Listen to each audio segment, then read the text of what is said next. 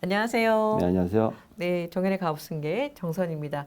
자, 오늘은 우리 정현의 가업승계 수석 전략세무사이신 윤석부 세무사님 모셨습니다. 반갑습니다. 반갑습니다. 네, 세무사님 본인 소개 간단히 부탁드리겠습니다. 예, 제 소개를 간단히 드리는데요. 오해하지 마시고 들어주시기 바랍니다.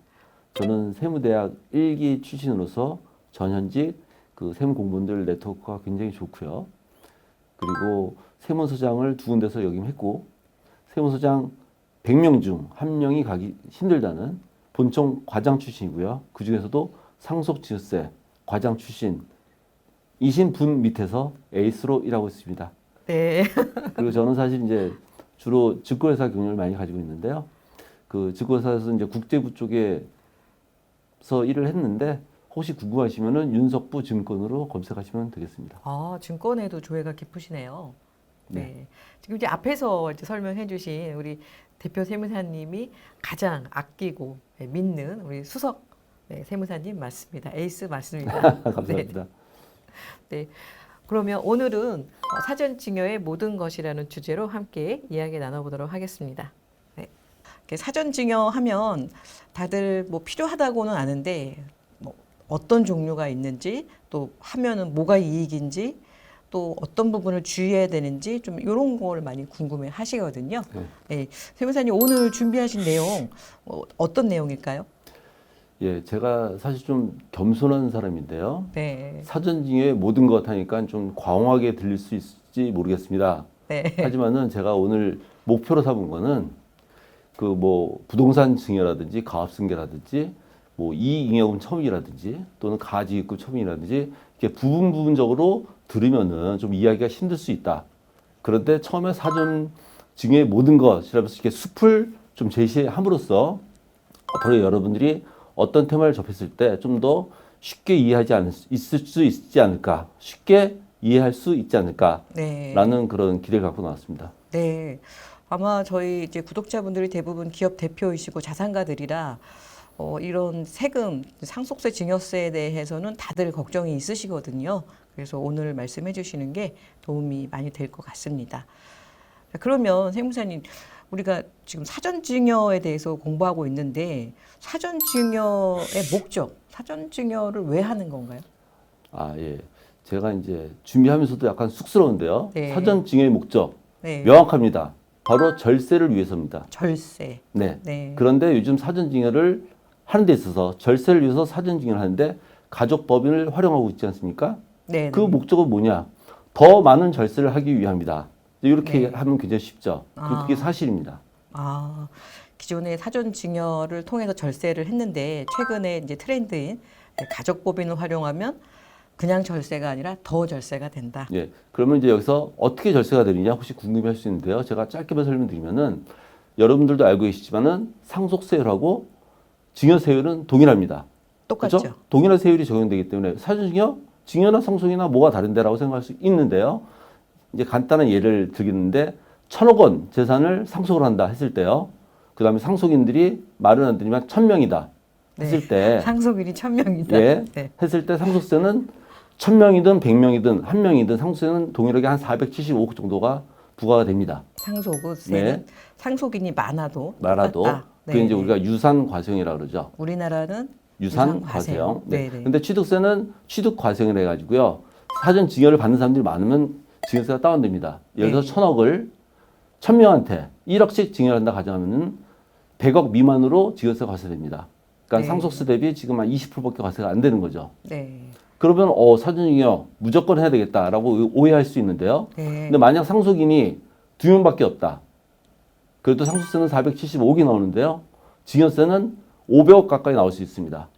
그 이유는 왜 그러냐 할 때 상속세는 상속 공제가 다양하고 금액이 큽니다. 근데 증여세는 증여 공제가 단순하고 금액이 작습니다. 그러니까 마냥 사전에 증여하면 이 세금이 떨어지는 게 아니라요. 그렇게 이제 인원도 봐야 되고요. 그런데 상속인 2명한테 상속하면 475억 똑같이 부과된다고 그러지 않습니까? 네. 근데 그 수직인을 개인이 아니라 자녀 법인 2개의 자녀 법인한테 사전 증여를 한다. 그럼 또다시 100억 원 미만으로 해서 사전 증여를 할 수 있습니다. 아, 지금 이제 수중이는 이제 받는 사람. 그렇죠. 네, 근데 이게 사람이 아니라 법인격체, 즉 법인인 경우에는 또 더 세금을 줄일 수 있다. 네. 네. 그래서 처음에 굉장히 제가 이제 당연한 말씀을 오래 드리는데요. 자, 사전증여 왜 하느냐? 절세를 위함이다.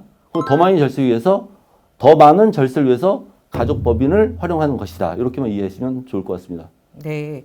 우리가 이제 일반적으로 생각할 때는 뭐 상속이나 증여가 세율이 똑같은데 뭐에 사전 증여를 해야 되나 뭐 그렇게도 생각할 수 있잖아요. 근데 뭐 세법적으로도 좀 사전 증여가 유리한 부분이 있을까요? 예, 이제 막상 상속이 발생되게 되면은 그 상속세는 상속세 및 증여세법에 의해서 대부분 이제 계산을 하게 됩니다. 그렇기 때문에 세무사 분들마다 계산 방법이 거의 대동소이한데요. 근데 사전 증여는 상속세 및 증여세법뿐만 아니라 법인세법, 소득세법, 또 조세특례 제한법, 상법, 지방세법 등등을 저희가 활용해서 응용하기 때문에 다양한 절세 방법을 찾을 수 있고요. 그래서 이제 또 세무사님마다 절세하는 방법이나 절세 금액이 달라질 수 있는 것입니다. 아, 그렇겠네요. 그 다양한 법을 잘 활용한다면 더 많은 절세가 가능하니까 이게 한두 가지만 갖고 하는 거랑은 절세 차이가 많이 나겠는데요. 예, 그리고 실제로 이제 저희들 찾아오시는 고객분들 보시면요. 평균적으로 한 5군데 곳에서 상담을 받으신 분들이 대부분이세요. 그래서 이제 그분들도 알고 있어서 다 세무사마다 절세하는 방법이 다르고 절세 금액이 다르다는 걸 알고 계십니다. 많은 분들이 결국에는 저를 선택하게 되더라고요. 네. 겸손하시네요. 아, 예. 더욱 겸손히 네. 진행하겠습니다. 뭐 실제로도 제가 이렇게 이제 고객들 상담 의뢰해서 이렇게 솔루션 해주시는 거 보면 정말 다양하게 특히 이제 뭐 투자나 증권 쪽에 오래 계셔서 그런 부분까지 활용해서 절세 플랜을 해주시니까 절세 금액이 기존 상담 받으셨던 것보다 훨씬 더 커졌다고 만족들 하시는 것 같아요. 네, 감사합니다. 그러면 이제 요새 핫한 뭐 가족법인 많이 듣기는 했는데 뭐 가족법인을 활용해서 사전 증여를 하면 뭐 얼마나 그러면 더 절세가 되느냐? 아까 더 절세 된다고 하셨는데 예, 얼마나 절세가 되나요? 그 대략 80% 이상 절세가 되는데요. 제가 여기서 80%라고 하면 상속세 대비 80%. 네, 일반적인 상속이 발생했을 때 그 자산 대비 납부해야 될 세금의 80%요. 네. 그래서 그거를 제가 그 부동산 증여하고 가압승계로 나눠서 간단히 한번 설명을 드리겠습니다. 네. 그러니까 이제 부동산 사전 증여하실 경우에 보통 기준 시가가 그 시가 대비 일반 시가 대비 한 50%가 정도 수준이거든요. 근데 저희들이 사전 증여할 때는 시가가 아닌 개별 그 기준 시가로 가져옵니다. 그러니까 거기서 50%가 절세가 되고요. 그다음에 세율을 적용할 때는 상속세는 10%부터 50%가 적용되는데 대부분 뭐 100억, 200억 이상 자산가 분들은 이제 50%가 그렇죠. 적용된다고 네. 봐야 되죠. 근데 법인세는 20% 내외가 적용이 되거든요. 근데 거기서 60%가 절세가 되니까 60%가 절세되니까 추가로 예, 네. 하게 되면 약 80% 절세가 되는 게 되고요. 네. 그런데 이제 법인세법 제가 20%를 말씀드렸는데 이제 저희 같은 경우는 법인세율도 20%가 아니라 웬만하면 0%에서 10% 구간이 적용될 수 있도록 이제 노력을 많이 하는 편입니다. 그래서 네. 80% 이상 절세된다고 드렸는데 저희 쪽에서 한 90%까지 절세할 수 있도록 지금 맞추고 있고요. 근데 가업승계도 사실 비슷합니다. 가업승계 할 때는 이제 주가를 평가를 해야 되는데요. 현재 주식 가치를 100이라고 봤을 때 이 작업하기 전에 주가를 100을 50으로 한 50% 다운 시킨 다음에 그럼 이제 50%가 절세가 됐죠. 그 다음에 또 세율이 상속세나 증여세율이 아니라 법인세율 20% 내외를 적용시키게 돼서 80% 이상 절세가 가능하게 되는 것입니다. 네. 80%쯤 고객들이 이거 너무 좀 과장 아니야? 막 이렇게 생각을 하실 수도 있을 것 같고 그러면 위험한 거 아니야? 국세청한테 저렇게 되면 미움 사는 거 아니야? 좀 이렇게 생각을 하실 수도 있을 것 같아요. 지금 말씀해 주신 이 절세 플랜이 합법적이고 안전할 거 아니에요? 그럼요. 네. 그럼 이 지금 절세 플랜들이 얼마나 안전한지 이렇게 뭐 검증이나 이런 건 다 됐겠죠? 예, 그 좀 당황스러운 질문을 하셨는데요. 네네. 그러니까는 저희 세무사들이 적법하지 않은 방법을 사용할 수가 없고요. 그리고 이제 탈세를 유도하는 행위는 저희는 절대 금지되어 있습니다.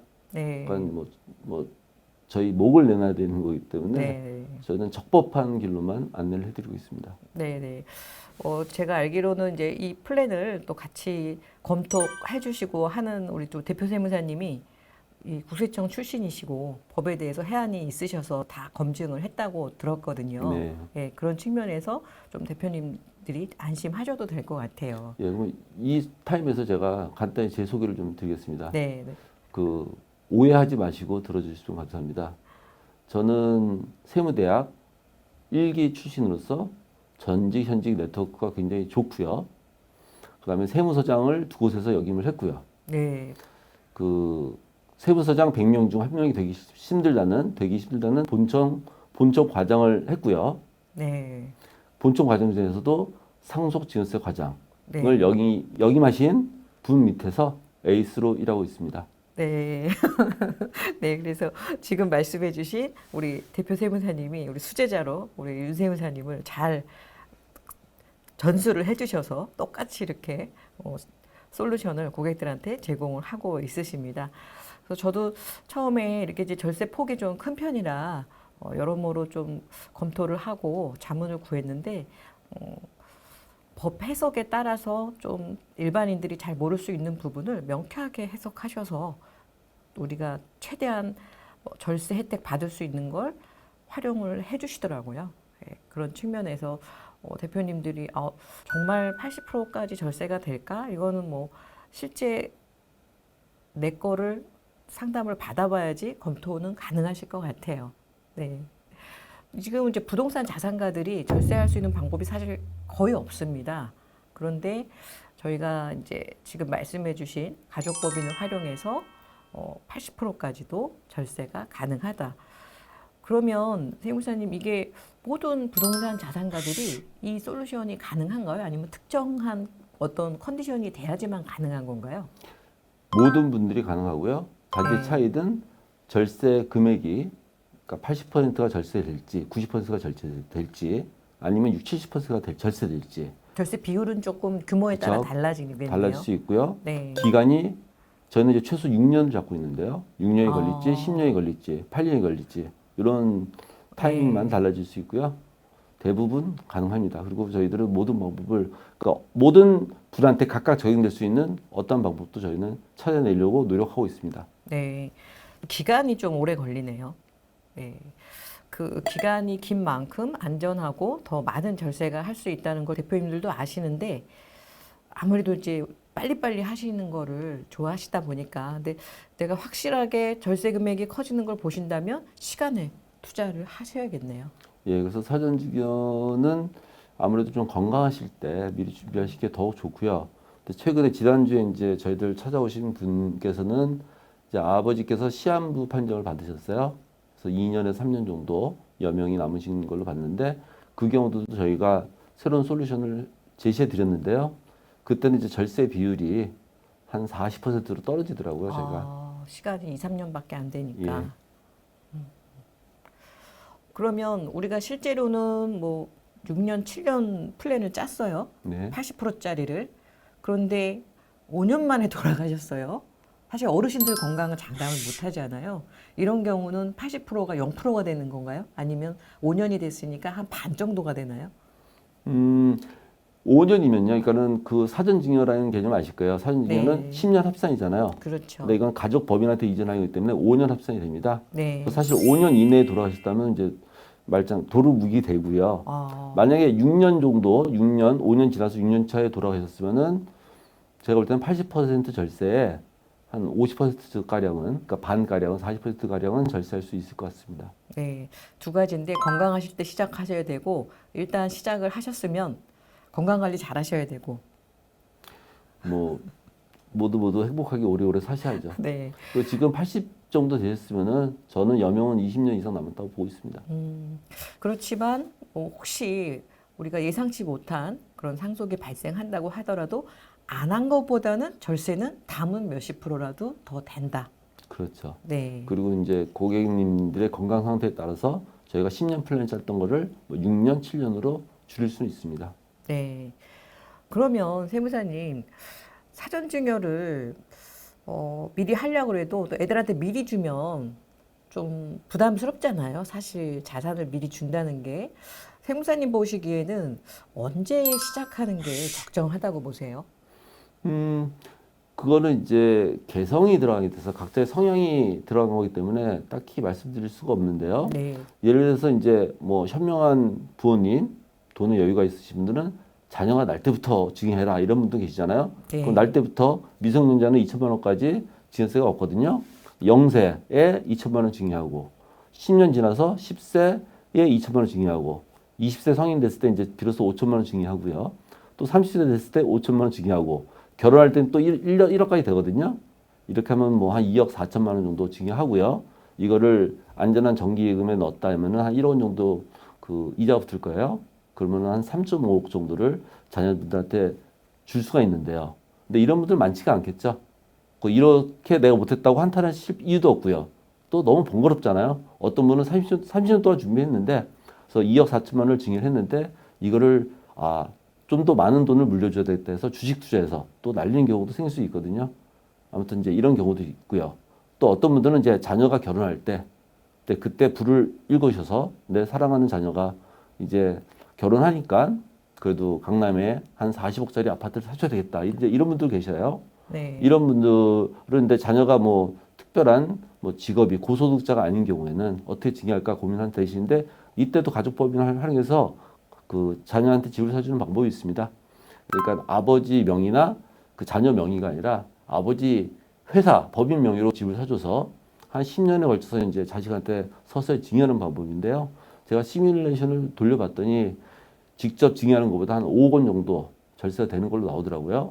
근데 이런 경우는 뭐가 왜 40억을 법인 명의로 귀찮게 사서 10년 동안 증여하느냐고 생각할 수 있는데 그런데 거꾸로 보면요. 처음에는 둘이서 사랑한다고 해서 결혼을 했는데 막상 결혼을 하고 나서 얼마 안 가서 둘이서 사이가 틀어졌다. 그럼 또 제일 재산 걱정하시죠, 그 부분. 그래서 재산 분할 문제가 생길 네. 수도 있잖아요. 근데 그때 부부간의 그 지분율로 조정하고 해서 재산 그 분할을 좀 더 말끔하게 정리할 수 있고요. 반대로 이 살아가면서 더욱 둘이서 사랑하고 애도 낳고 열심히 살아가는 모습 보면은 또 추가로 증여를 해주고 싶잖아요. 뭐 기존에 만들어진 자녀법인한테 추가로 증여를 해줄 수도 있고요. 그다음에 그리고 이제 법인 그 자녀들이 그 법인을 통해서 또 이 법인을 운영한 경험이 있지 않습니까? 그걸 통해서 또 부모님의 가업을 승계해서 더 유지할 수 있고요. 이제 이럴 수도 있고요. 그럼 태어났을 때부터 할 수도 있고 자녀가 결혼할 때부터 할 수도 있고. 근데 이 두 가지 경우도 별로 드물 겁니다. 대부분은 이제 해야 되겠다 해서 지금 하실 텐데요. 사실 그게 대다수 분들이 그렇게 진행하시고 그렇게 진행하셔도 전혀 문제가 없습니다. 말씀드렸듯이 상속세 대비 80%에서 90% 절세할 수 있는 방법을 저희가 찾아낼 수 있습니다. 네. 지금 이제 좀 자산가들은 사실 뭐 강남에 자녀들 아파트 사주고 싶죠. 돈이 있다면. 그런데 법인에서 이 아파트를 구입하게 되면 뭐 취득세도 그렇고 맞습니다. 좀 부담스럽잖아요. 네. 그럼에도 불구하고 이 플랜이 좀 만약에 돈이 있다면 진짜 40억짜리를 사줄 수 있다면 개인한테 사주는 것보다 이제 법인을 활용하면 더 좋다. 지금 40억 기준으로 대략 계산한 게 5억 이상. 네.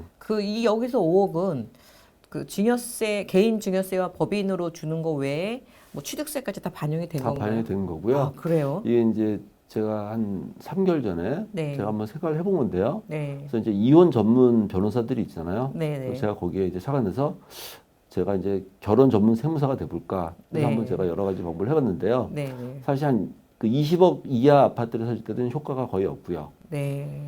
그 지금 5억 원 정도 절세가 된다는 거는 40억. 취득세 중과 그죠? 네. 40억 아파트 기준으로 5억 원 절세가 된다는 거는 취득세 중과도 포함한 거고 그다음에 이제 세무사 사무실에 주는 수수료까지 다 감안하는 금액입니다.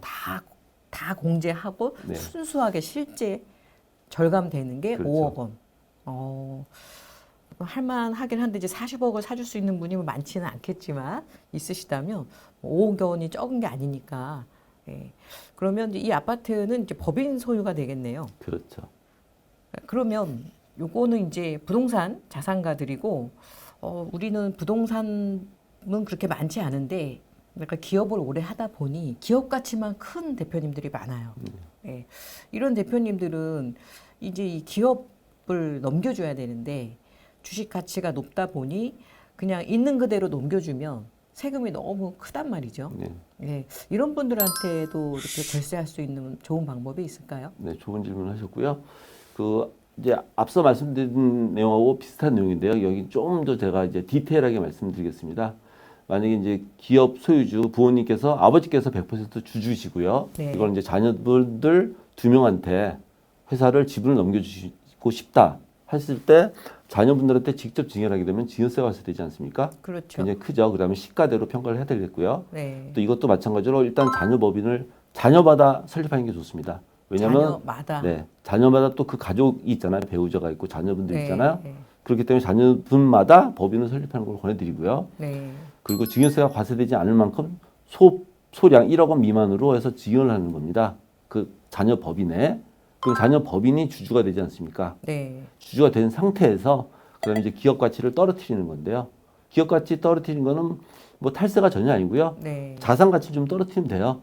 잉여금이 많으면은 뭐 배당을 통한다든지 부실 자산 있으면 다 털어서 대소금 처리하든지 그래서 자산 가치를 낮추시고 올해 수익을 내년으로 좀 이연시키고 내년의 비용을 좀 올해 빨리 비용으로 처리해서 올해 수익 가치를 낮춰주면은 50% 이상 기업 가치를 낮출 수 있거든요.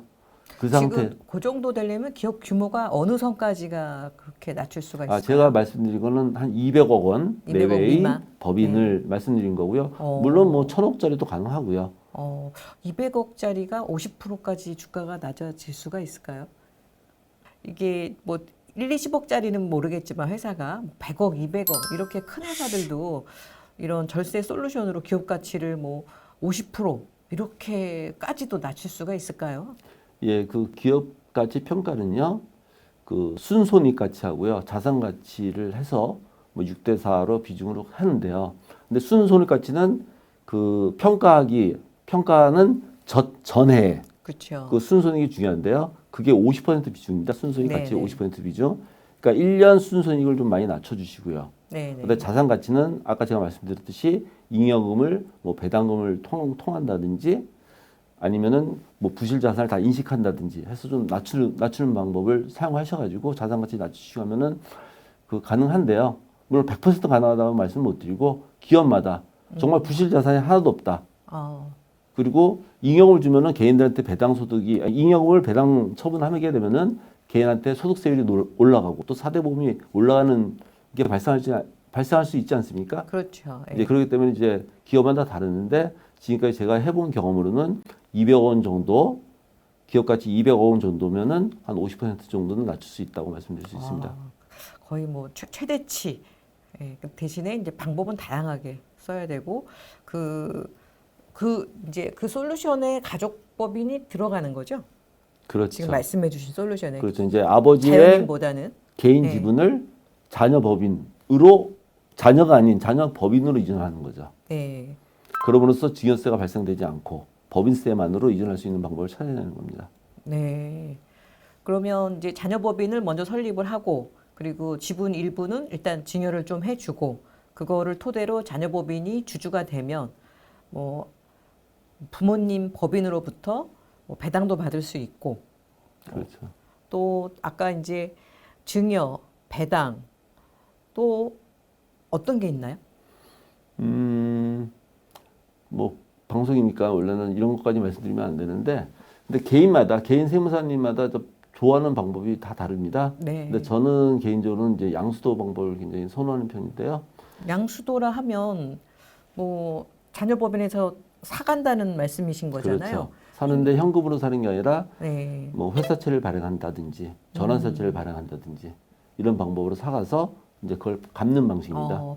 회사채 전환사채는 좀 세무사님들이 잘 안 하시는 방법이고 잘 모르는 분야신 것 같은데.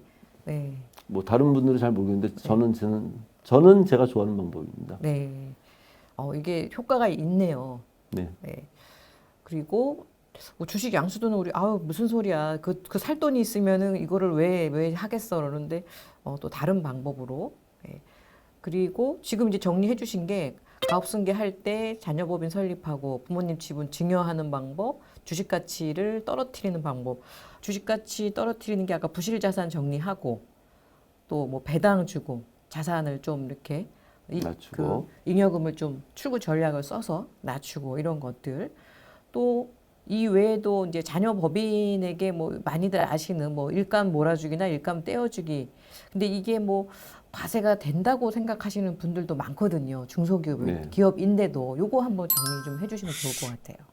상당히 어려운 질문이신데요. 네. 그 일감 떼어주기도 사실 제가 참 좋아하는 방법인데 네. 말씀드리기는 별로 좋아하지 않는 방법이긴 합니다. 네.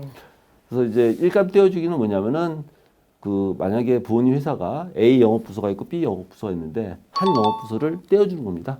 네. 네. 떼어주는데 혹시 뭐 부당행위에 걸릴 수가 있고 징여 그렇죠.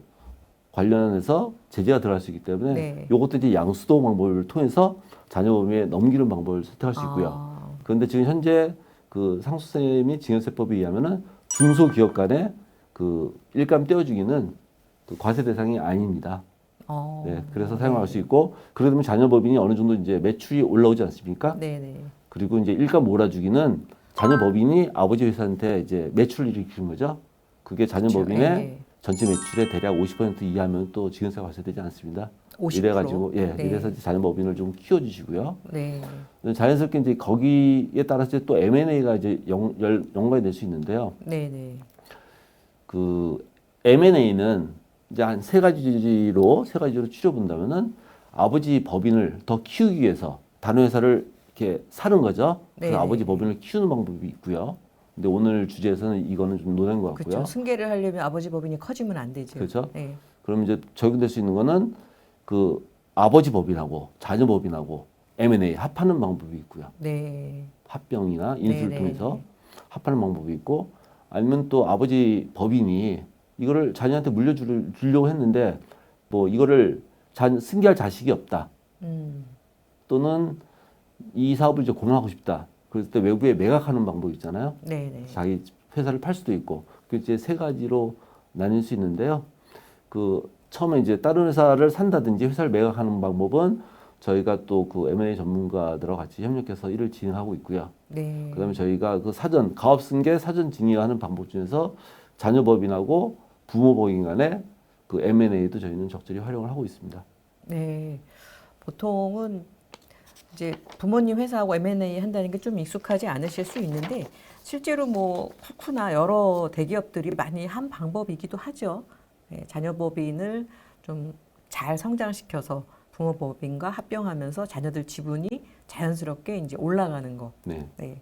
그게 이제 말은 쉬운데 실제 실행하기가 쉽지는 않다는 게 대부분 의견이거든요. 그렇게 하려면 자녀법인이 잘 성장하게끔 해야 되는데 그거를 대표님들이 어렵잖아요. 자녀법인을 키운다는 게. 그러니까 이제 대표님들 역할은 네. 이제 회사를 얼마나 더 그 발전시키느냐 여기에 이제 노력을 쏟아야 될 거고요. 네. 이제 이런 일들은 저희한테 맡겨주셔야죠. 전문가한테 예, 이 맡겨서. 일까지 내가 전문가가 되시겠다는 거는 대표님들이 네. 너무 과한 욕심이시고 네. 네. 그냥 믿을 만한 세무사 찾으셔가지고 맡아주시면은 네. 그리고 이제 대략적으로 아 이렇게 진행되는 거구나 믿어도 되는구나라면 결정만 내려주시면 되는 겁니다. 네. 보통 지금 이제 짚어주신 승계할 자녀가 없는 회사들이 꽤 있어요. 네. 그리고 이제 대표님 보시기에 이 사업은 이제 앞으로는 성장이 제한적인 사업이라고 스스로 판단하시는 경우가 많거든요. 그러면 이렇게 매각하는 게 참 좋을 것 같은데 이게 내가 보기에도 앞으로 하향 산업인데 이게 팔리겠냐 이렇게들 말씀을 하시거든요. 네. 우리 전문가가 보실 때 이런 부분은 좀 대표님들이 어떤 시각으로 좀 대비를 하시면 좋을까요? 그러니까 이 사업이 잘 될 것 같다. 이 사업이 더 이상 안 될 것 같다. 이것도 사실 주관적인 판단이거든요. 안 될 것 같다고 대표님 생각하시는데 이걸 매수하려는 쪽에서는 나는 이 사업이 앞으로 더 경쟁자가 없기 때문에 더 키울 수 있을 것 같아라고 판단할 수 있고요. 네. 그렇기 때문에 이 M&A 전문가하고 상담을 하셔야 됩니다. 그리고 만약에 정말 다들 100이면 100 안 되는 사업이다 했을 때는 지금 현재 잉여금이 얼마 있고 자산 가치가 얼마 있는데 이거를 회사를 폐업했을 때 뭐 의제 배당이나 양도세보다 더 작은 돈으로 그 매각할 수 있다면은 더 세금을 적게 내면서 매각할 수 있으면 매각하는 게 더 이득이 될 수 있잖아요. 나는 이제 별로지만 어느 기업인가는 또 내가 하는 이 사업이 심지어는 뭐 적자가 많이 나는 회사가 필요한 회사도 있고. 그렇죠. 예, 그거는 이제 M&A 전문가들이 매칭을 잘 해서 대표님도 조금 더 이익을 보고. 왜냐하면 청산을 하게 되면 청산소득세는 이제 최고 45%, 지방세까지 하면 49.5가 될 거고, 양도를 하게 되면 주식으로 양도하니까 이제 3억 초과가 된다 하더라도 네, 25%, 예. 예, 지방세 하면 27.5%인데 얘는 더 올라가진 않잖아요. 그렇죠. 예, 그런 측면에서는 매각을 할 수만 있으면 매각이 더 유리하겠네요. 네. 네. 오늘 이렇게 좀 기존의 대표님들이 알고 계신 방법도 있고 또 새로운 방법도 있고 이거를 조금 다른 시각에서 말씀을 해주셨는데 혹시 지금 말씀해주신 방법이 지금 아주 다양했어요. 근데 또 있나요? 근데 제가 웃어서 죄송하고요. 근데 의외로 네. 뭐 80% 절세도 싫다. 나는 네. 상속세, 증여세 하나도 내고 싶지 않다. 이래서 이민을 생각하시는 분들이 의외로 많더라고요. 요새 많아요. 예. 예. 많이 물어보세요. 예. 그래서 제가 여기서 또 곰곰이 생각을 했는데요. 네. 이제 이에 대한 좀 말씀을 드리려고 하는데 절세를 위해서 이민을 가신다는 것은 절대 하지 마시고요. 네. 나는 이민이 가고 싶다. 그런데 절세도 되더라. 그러면 이민을 가시기 바랍니다. 그러니까 내가 이민해서 행복할 수 있어야 된다는 거죠. 그게 우선돼야 되고. 그래서 절세까지 돼? 하면 이제 그때 이민을 생각하시라는 거고요. 그러면 해외 이민을 가게 되면은 어떻게 상속세나 증여세를 안 낼 수 있는지에 대해서 간단히 말씀드리면요. 그 해외 이민자가 돼서 비거주자 돼서 국내 재산을 해외로 이제 적법하게 이렇게 내갈 수가 있거든요. 예, 현금화 시켜서 현금화 가져가야겠지. 시켜서 네. 예, 은행 통해서 이제 외국 은행으로 뺄 수가 있죠. 네. 그러면 이제 비거주자의 해외 재산은요 네. 상속 재산에 포함이 안 됩니다. 네. 그렇기 때문에 나중에 이제 돌아가시게 되면은 비록 상속인이 거주자라고 할지라도 네. 아버지 피상속인의 해외 재산은 해외 은행에서 신고해가지고 국내로 들어올 때 한 푼도 세금을 내지 않을 수 있는 것입니다. 그러면 이제 꼭 죽어서만 세금을 안 내느냐? 살아계실 네. 때는 자녀분들도 비거주자라면 예를 들어서 아버지는 인도네시아에 이제 골프를 치기 위해서 인도네시아로 이민을 가셨고 아드님은 미국에서 사업을 하고 계시다. 그랬을 경우에는 비거주자하고 비거주자 간에 직영하게 되기 때문에 또 직영세가 발생되지 않습니다. 그러면 지금 이제 핵심이 비거주자잖아요. 네. 보통 이제 대표님들이 이민을 갔다가도 돌아올 나이에 무슨 이민이냐 이렇게 생각하시는 분도 있으실 텐데 우리가 보통 이제 이민하면은 이제 완전히 단절 이렇게 생각하실 수 있잖아요. 그런데 여기서의 기준은 비거주자라고 하셨는데 이 기준은 뭔가요? 뭐 비거주자는 뭐 세법상 의미로는 뭐 1년에 183일 이상을 해외에 나간 경우인데 이제 그런 거는 개의치 마시고요. 그러니까 또 이런 분들이 계세요. 정말 이민 가기 싫은데 절세를 하기 위해서 한 3년 나갔다가 들어오겠다. 이런 분데 이런 꼼수는 절대로 쓰시면 안 됩니다. 이러면 돈 잃고 건강 잃고 시간을 잃게 되니까요. 이건 주의하시고 제가 말씀드렸듯이 누구 얘기 들어보니까는 어느 나라가 굉장히 살기 좋대더라. 이 나라에 가고 살고 싶다. 그리고 생활해 보니까는 뭐 1년에 한 3개월 이상을 한국에 들어와서 가족분들도 만나고 친구분들도 만났는데 이것도 귀찮다. 한국에 오는 게 귀찮다. 나 그냥 그 나라에서 계속 즐기고 살고 싶다. 이러신 분들만 해외 이민을 고민했으면 좋겠습니다. 그러면 세무사님 보시기에 그렇게 비거주자로서 이렇게 여생을 누리면서 이제 그런 케이스들도 많이 있으신가요? 네. 제가 예전에 이제 제가 이제 증권회사에 인도네시아 지사장으로 한 5년 있었거든요. 근데 인도네시아 보면 이제 그런 분들이 많이 계십니다. 그러니까 금융권에서 그 인도네시아로 법인장 하시다가 은퇴 후에 이제 다시 그곳에서 사시는 분들이 굉장히 많으신데요. 그러니까 인도네시아 예를 들어서 저는 이제 이민 알선 업체도 아니고요. 제가 해외 이민을 뭐 추천하는 것도 아닌데 인도네시아 같은 경우는 그 사람들이 좀 선량합니다. 성품이. 그리고 한국 사람은 굉장히 좋아해요. 그러니까 현지인들한테 대우받을 수 있죠. 그다음에 그 한국인 커뮤니티가 굉장히 수준이 있습니다. 그러니까 수준이 있는 친구들 많이 만날 수가 있고요. 그리고 뭐 기사하고 가사 도우미는 필수인데요. 이 비용이 100만 원 이내이기 때문에 뭐 누구나 다 이제 그 기사하고 가사 노민을 두고 있으니까는 생활에 전혀 불편함이 없고, 그러니까 편하게 차 타서 그 골프장 가셔서 골프 치시고, 저 때 또 한국 식당들이 많거든요. 거기서 소주 한잔 하시고 그렇게 즐기실 수가 있고요. 또 하나 제일 중요한 거는, 그럼 뭐 50억을 갖고 나가든 100억 원을 갖고 나가든 그 돈을 지킬 수 있어야 됩니다. 뭐 50억을 갔는데 내가 100억을 갖고 나갔는데 30억을 써서 70억 물러준다. 그러면 별로 소용이 없잖아요. 네. 근데 인도네시아 같은 경우는 이제 금리가 한 5% 정도 돼서 세후로 100억 원 예금하면 4억 원 정도 받거든요.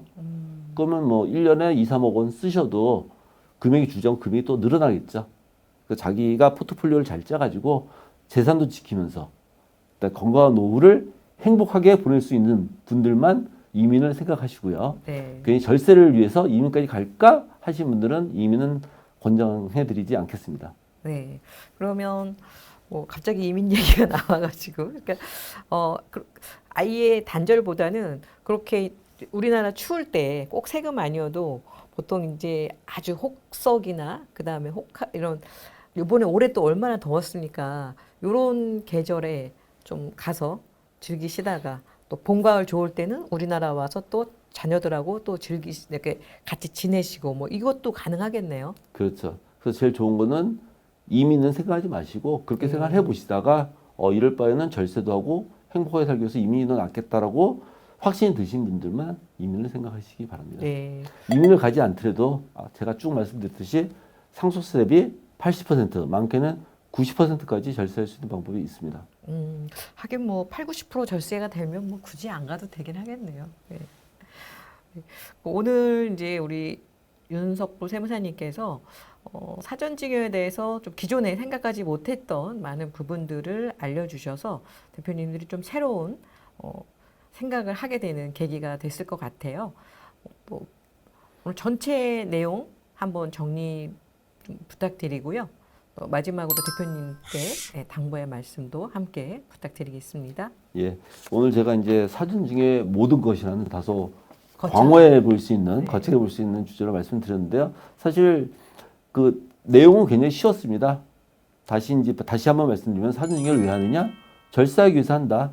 가족법인은 뭔데? 더 절세하기 위해서 한다. 그래서 얼마나 절세되는데 상속세 대비 80% 이상은 절세할 수 있구나. 근데 나는 가업 승계하는데 가업을 승계받을 자식이 없어. 그런 경우는 M&A도 고민하시고요. 그다음에 나는 외국에 나가서 하는 게 좋아. 그러면 해외 이민 가는 방법도 있다는 말씀을 드렸고요. 제일 중요한 거는 가족 간의 화합과 또 대표님들의 건강이 가장 중요하다고 생각합니다. 행복과 건강 꼭 지키시기를 바랍니다. 네, 감사합니다. 자, 우리 다음 시간에는 조금 더 오늘 포괄적으로 해주신 부분을 좀 상세하게 하나하나 좀 알려주시는 시간을 기대해 보도록 하겠습니다. 네, 감사합니다. 감사합니다. 네.